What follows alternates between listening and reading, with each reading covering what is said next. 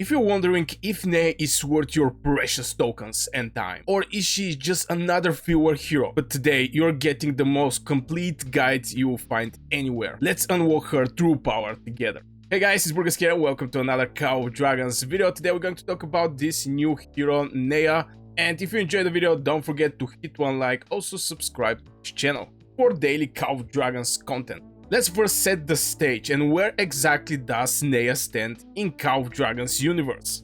Obviously she is a cavalry hero. This is, you know, the two new cavalry hero. This is Neya, also Li Shan-Yan. But where she is standing, and I think so far maybe she is one of the first places from the cavalry in Call of Dragons. Now there is a couple reasons for this.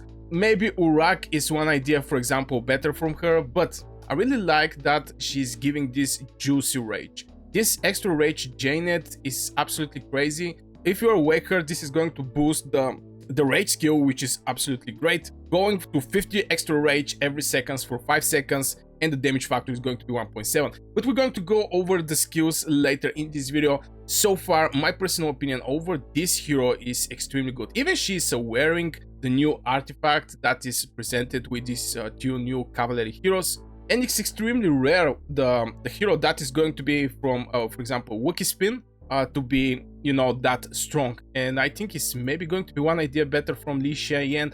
But anyway, this is my personal opinion. She's one of the top places. And after that, we will build the perfect team around her. Now that we know her strength and weakness, let's pair her with the best alias. And obviously, she's going to be best pairing with Li Shan-Yan. I make a video about this bad boy. You can go and check it out on my channel after this video. But so far, she's the best pairing with him. The main reason is simple. We're having absolutely crazy rage regeneration speed. Li Shan-Yan is getting instantly 1.5k. This is the best damage he's going to do. But still, I think it's a decent damage. And with that much rage, extra rage giant and rage accumulation speed, is going to make this combo fire up extremely fast from point of rage skill. Now, if you pair her with him, with Li Shan-Yan, you're also going to get hero skill damage bonus up to 20%. And this is something that you're going to non-stop getting. When the Legion enter in the battle, so before you even fire up your first spell, you're going to get this extra 30% hero skill damage, or a Legion hero caster rage skill, increase hero skill damage by 10% for 4 seconds. Now 4 seconds is not going to cover the full cycle of firing up the spells. It's just not enough. 4 seconds is very low. But I think if this is a commander, Li Shan-Yan, with this spell extra 30%, with skill Tower Tree as a commander, I think Lei is going to benefit with her 1.7k so much. And with that many rage accumulation speed, I don't know, this thing needs to be tested. I definitely believe that this Legion is going to be the most fast Legion firing up spells from the cavalry point of view. Of course, we're not talking the first 100% rage that you're going to get when you strike a ranged Legion. I think by default, this is maybe the most fast rage skill firing up combo that Call of Dragons is going to know. Now, Leia also can be put it together with, in my opinion, also Bakshi. Bakshi is also a good fit, having a skill Tower Tree, which is going to support the damage of Leia. Also, he have a chance to increase rage accumulation speed. I think it's like 33% chance this thing to happen, basically to hit the passion from these 3 possible spells that you can actually get from Bakshi. But still, Bakshi is one idea less damage, but in the same time, it's increasing the HP bonus by 20% for 20 seconds. This is something that is going to cover maybe like 60 or 70% from the time where you're fighting, this extra 20%. So this is great support for Bakshi. And also I think it's going to be good fit for Urak, just because to support Urak in general with her rage skill rage accumulation that she's going to provide. Because this hero, again, we're going to go over the spells, but this is like, if you're a Waker, it's like 50 extra rage per second. This is 250 rage, which is absolutely crazy. So Urak for me is doing crazy amount of damage, also a splash damage. So maybe this is also going to be a good fit, also a skill Tower Tree. So I think this is so far for the pairing about Neya. And now let's optimize her path to victory with the perfect Tower Tree build. Now for this hero, I think mobility is going to be the talent tree if you want to use her as commander. I'm going to explain why. Now, cavalry need a decent march speed. So we may actually see Neya going as a commander with mobility talent tree. We already saw that with Emrys, that so far in the game was one of the best deputy. Also is having courage accumulation speed, but I see a switch in the mobility. And here is the thing, if you're building your cavalry heroes about some specific percentage march speed, because this is the talents, okay? This is the talent. In the talents, you have to build your synchronization, march speed synchronization between your heroes. So I think mobility talent tree is going to be absolutely great fit for her.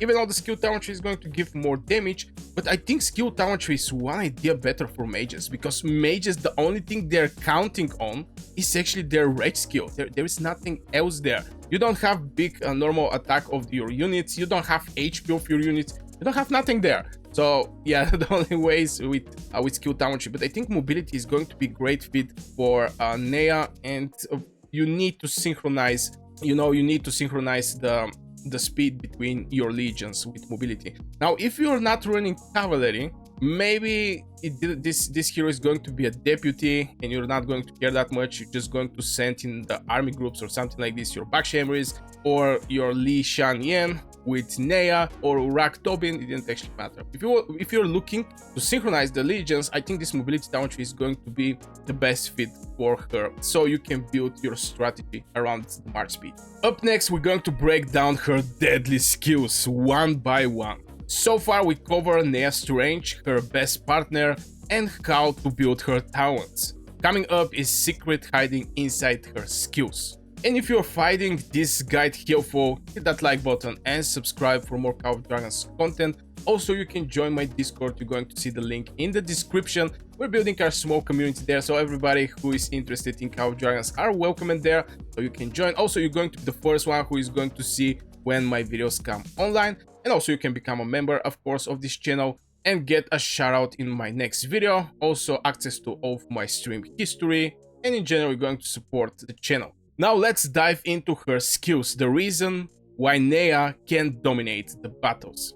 Now obviously I say a couple words for the skills, in the previous points, but here I'm going to go a little more in deep, and yeah, I'm going to directly start with no awakening and awakening, just because there is a huge difference, Skill damage factor 1.6 is something little around the average or little above the average. I don't remember how much Tobin was doing. 1.6. I can say for this, maybe I was expecting one idea more damage for generation 4 cavalry, but still I think it's a nice damage. The second thing what is game changing, this extra rage giant can go up to 40%, and this is like over 20%. You're going to receive extra rage just in 5 seconds. Just in 5 seconds, 20%. Which is absolutely crazy. I have never seen. Now, so far I was thinking Atius was one of the heroes that is crazy about the rage, and I still think, not gonna lie, 30% is a decent number, but 30%, let's say your rage skill fire up every 10 seconds. 30%, that means every 3 attack you're going to receive one of these extra rages. So it's going to be just 3 times 60. Here we're talking 5 times 60, which is absolutely crazy. 5 times 40. The next spell is Legion ignores 4% of the enemy HP. This is absolutely great, and for the camouflage. Now, this brings a lot of confusion in the players. Some people are like, this is nothing, it's stupid. Other one is, oh my god, we definitely need to test it. And I'm with the people who say that we need to test it, because I think everything new present in the game, some people may actually make comparison with other games where this thing may sound something for them, and they may think, yo, this is not good. But I think when we test camouflage, we're going to be 100% sure. The good thing is camouflage legions are harder to non-friendly words to detect. This stats is automatically removed upon entering in the battle. Now, this thing, you can have it when you're moving. Now, most of the times you have to stay still on one place to get camouflage, but here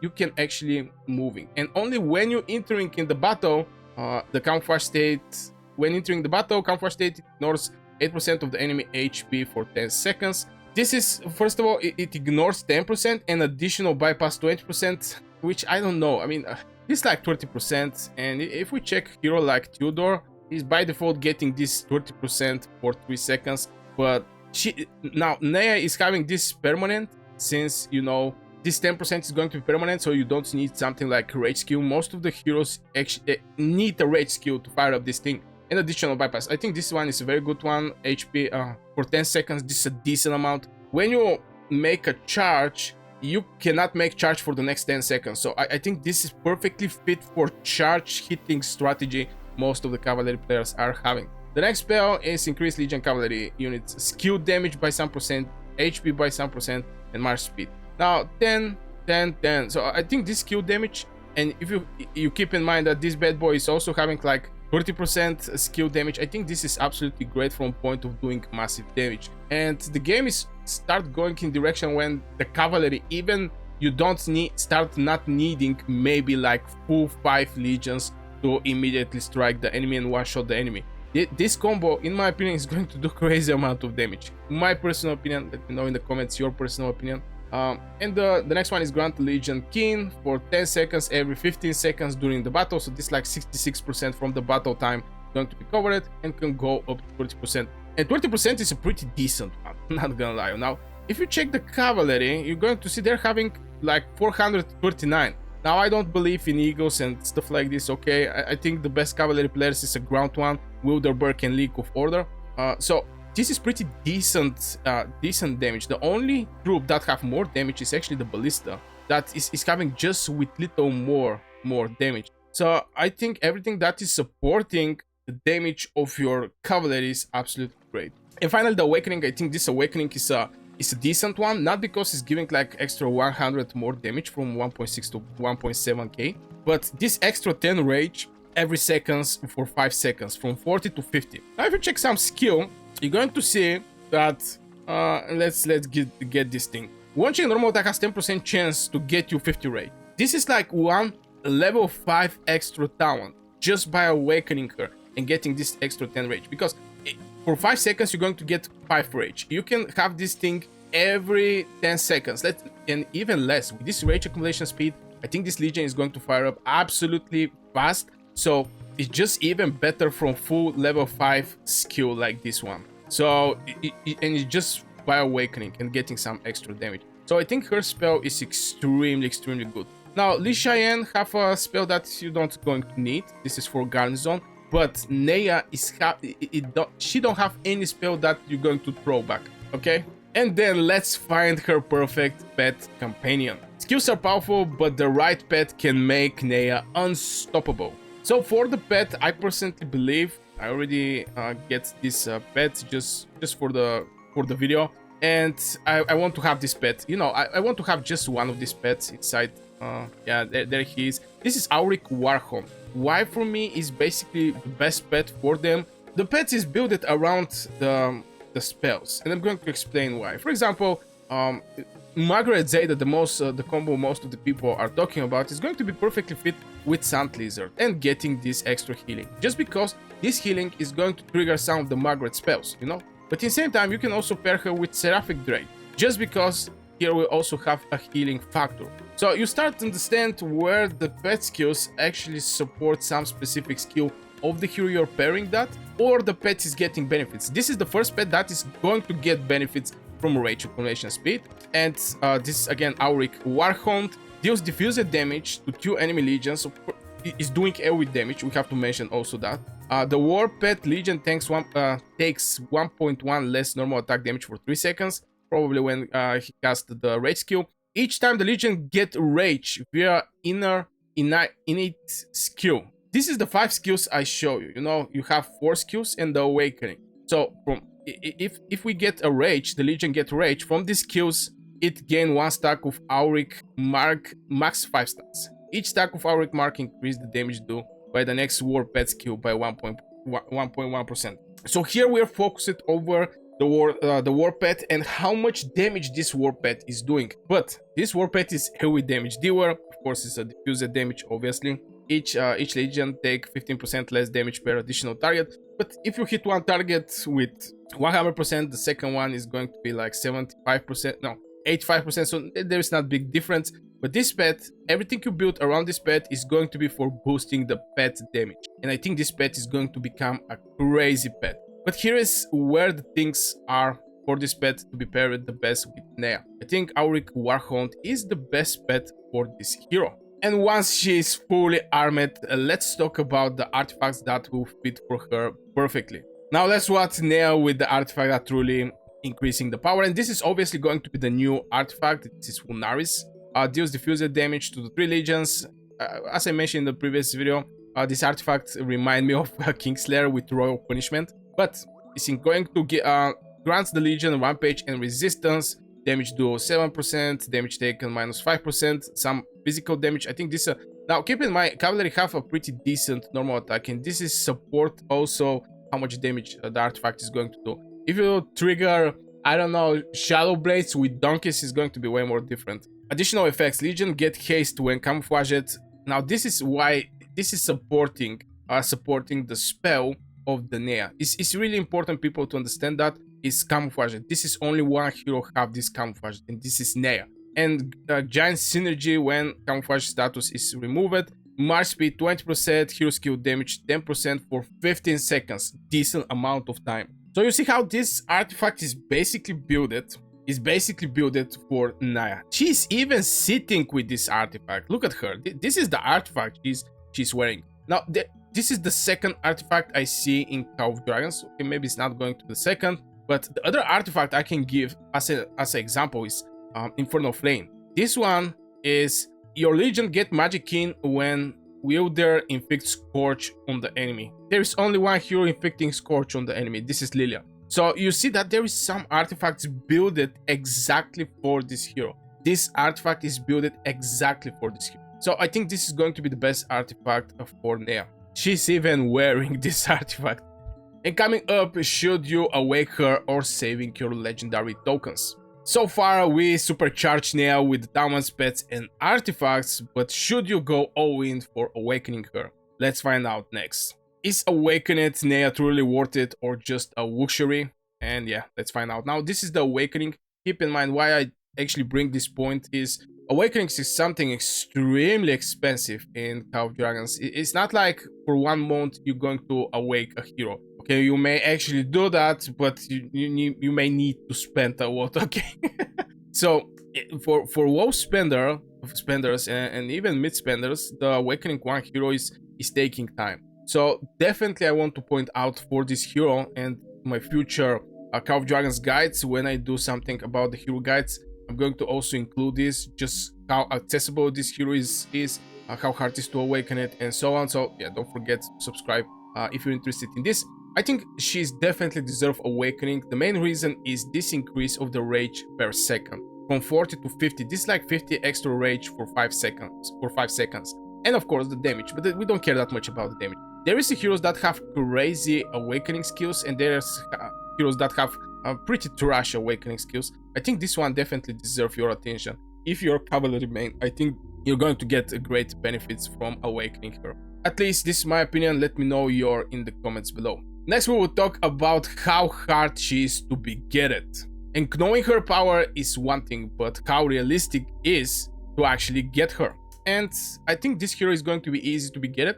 You have Wiki Spin and Dialog with Neya. I don't know why the game puts Dialog with Neya when you don't have this hero summoned, because to make a Dialog you have to have the hero in your castle, you know. So yeah, the Wiki Spin. So I think this is a great thing for the players who is planning to play with her, especially the cavalry main players. Wiki Spin is maybe one of the fastest way you can awake a hero by Wiki Spin, getting these tickets, spinning. On top of this, if you have daily deals, also Hero of Tamaris is also going to support. But first thing, you need to get her, and this is going to happen by Wiki Spin or the daily deals. It's going to be the moment where you're going to get her. From there, strongly depends. Rule to 4, are you winning, are you losing? There are some events. What kind of events? Do you have proving ground event? You know, all these things where you're gonna get your legendary tokens, but in general, it's easy to be get it. So far we have seen how to build and get Neya. Now let's unleash her power on the battlefield. And is Neya ready to rule the open field? Let's break down her battlefield capabilities. Now I definitely think this hero is going to be crazy on the battlefield. Mobility down train, you're going to make maybe some changes in the synchronization. We're going to see the top cavalry players, how they're going to approach this hero, and we may actually see even more faster cavalry marches. But I still think that this hero most likely is going to be the commander, and Neya is going to be deputy there. But again, I think the potential of this hero is crazy. Now, so far we don't have that many heroes that is doing AoE damage from the cavalry, but she's going to be one of the reasons where the range legions is going to start hate cavalry legions even more. Just the damage she's doing, just the rage accumulation speed that she's going to get. And so far the cavalry was, you know, the first strike. After this you have to wait, but she's going to have absolutely great rage accumulation speed, which is going to support the second strike just to finish what you're doing.